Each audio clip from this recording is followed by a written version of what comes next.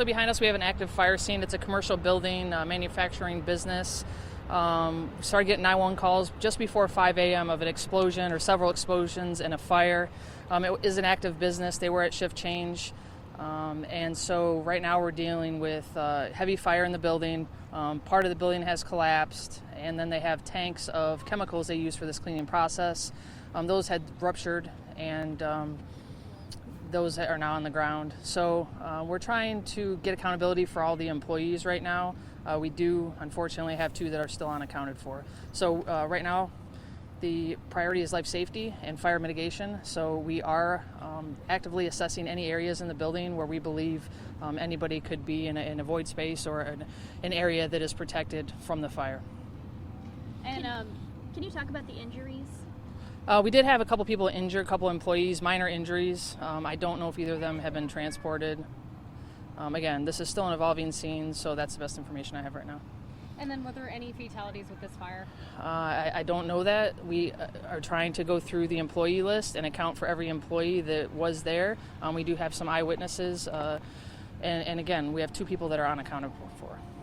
Can you talk about the nature of the building, what kind of work they're doing in there? We heard possibly chemicals. Yeah, I mean, it's my understanding that it's an industrial cleaning place, so that they clean items like maybe rags, towels, stuff like that. So they have any sort of chemicals, washers, dryers, things that you would use in that process. That's my understanding.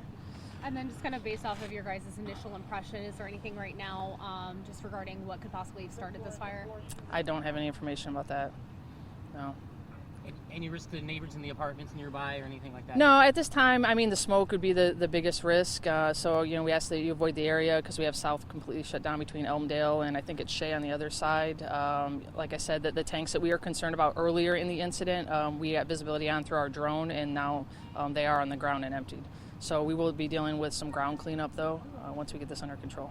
What are the challenges of fighting a fire like this?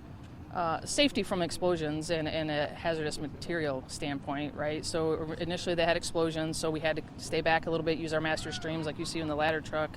But also there was a water line that ruptured in the building that gave us really low water pressure. So, we had to tap a couple different hydrants, and we were having issues with that until we could get the water shut off.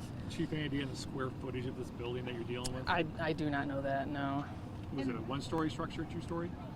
It appears like a 1-story structure, but part of it's down on the ground, so I can't say for sure. And then for you guys, were there any injuries amongst your firefighters at all? No firefighter injuries as of now. And then obviously you guys are going to continue to battle this, and will continue to be under investigation throughout the course of the day. Yeah, that's correct. I mean, we have TPD on scene, we have our arson investigators on scene, but again, our priority right now is any life safety and fire mitigation. Can you talk about the spread, a possible spread?